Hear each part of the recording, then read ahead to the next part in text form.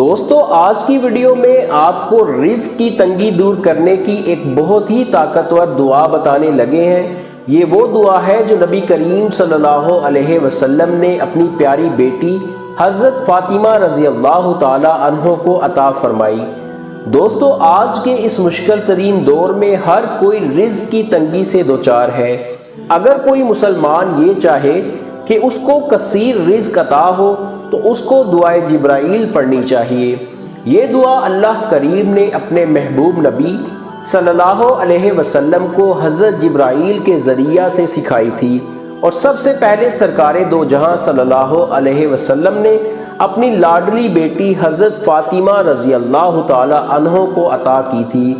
حضرت فاطمہ رضی اللہ تعالی عنہ کی ایک حدیث میں اس دعا کا ذکر موجود ہے۔ ایک روز آپ رضی اللہ تعالی عنہ نے شدید فکر و فاقہ کی وجہ سے رسول کریم صلی اللہ علیہ وسلم سے عرض کیا کہ 1 ماہ ہو گیا گھر میں چولہا جلانے کی نوبت تک نہیں آئی۔ آپ صلی اللہ علیہ وسلم نے فرمایا، کہو تو 5 بکریاں دے دوں، اور چاہو تو حضرت جبرائیل علیہ السلام نے ابھی ایک دعا سکھائی ہے بتا دوں۔